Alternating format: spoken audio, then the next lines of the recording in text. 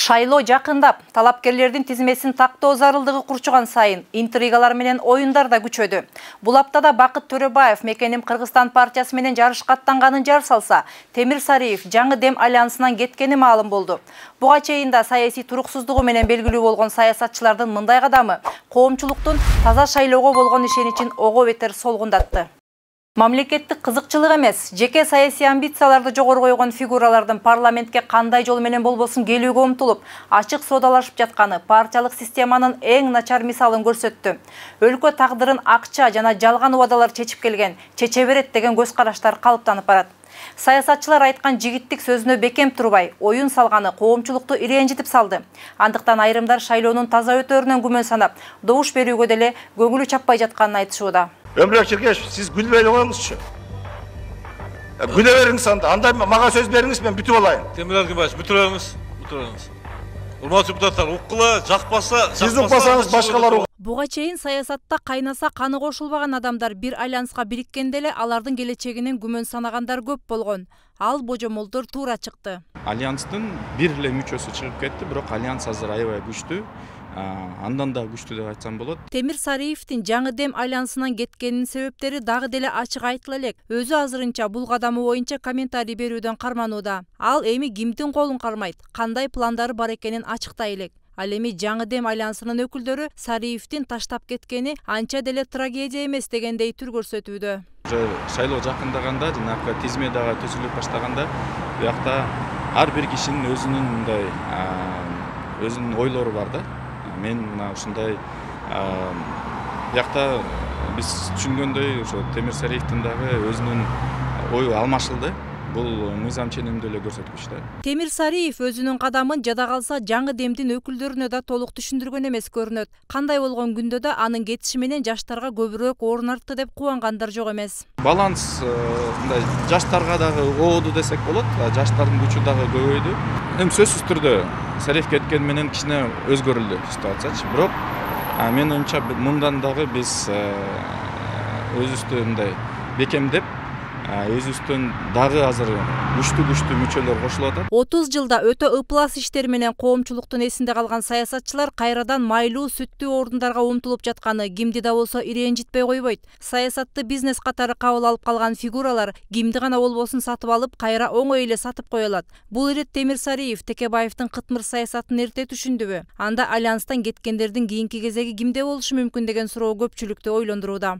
Партиянын талапкерлердин тизмесинин бүгүнкү күнгө чейин калыптанбай же болбосо ошол тизмеге сырт жактан талапкерлер кирип кайра чыгып кетип атышынын себеби бул ошо партиянын өзүнүн туруктуу мүчөлөрү же болбосо туруктуу талапкерлер талапташтары же болбосо колдоочулар жок экенин белгиси да. Себеби кандайдыр партия эгер туруктуу болуп, күчтүү болуп, өзүнүн электораты бар, өзүнө өзү ишенген болсо анда сырт жактан мисалы убактылуу келип кеткен талапкерлерге зар болбойт болчу. Шайлоо жакындаган сайын шаштысы кеткен саясатчылар жарышка өз алдынча аттанса жеңишке жете албасына көздөрү жетип, кимдин гана болбосун кучагына кирүүгө даяр болуп турган кез. Бакыт Төрөбаев бул ирет Мекеним Кыргызстан партиясы менен аттанат экен деген маалымат тарады. Анын соодалаша билүүсү жана ким менен болбосун оңой тил табыш алган жөндөмү саясатта сакталып келатканынын бирден бир себеби болсо керек. Эргеш Төрөбаевдин уулу Аскарали Төрөбаевдин иниси үй бүлөлүк кланы менен бийликке умтулгандардан.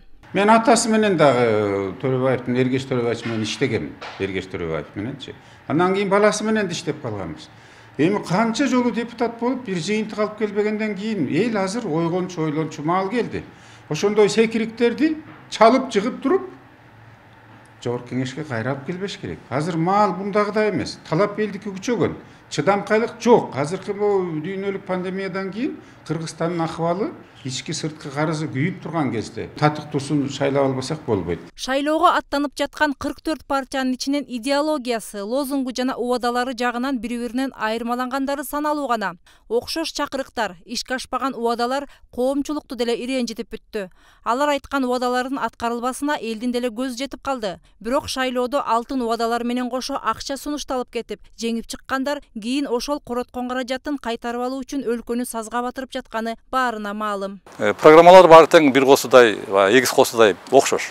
Эч кандай айырма болушу мүмкүн эмес. Анткени программа деген бул эмне себептен айтылган? Бул элдин кандайдыр деңгээлде алdoonун максаты да, өзүнө ынандырыштын максаты. Эки жолу бар, бирөө акча менен, бирөө жанагынтип балдай таттуу сөздөр менен. Муну туура эмес деп айтууга болбойт, анткени башкача биз элди же болбосо шайлоочуларды өзүбүзгө тарта албайбыз.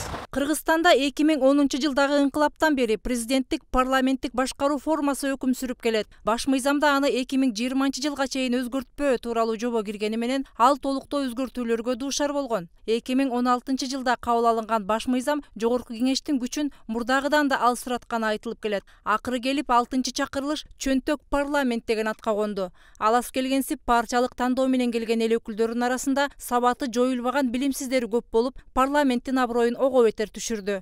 Бул чакырылышка да ошол эле депутаттар умтулуп жатканы көпчүлүктүн көңүлүн ирэнжитүүдө.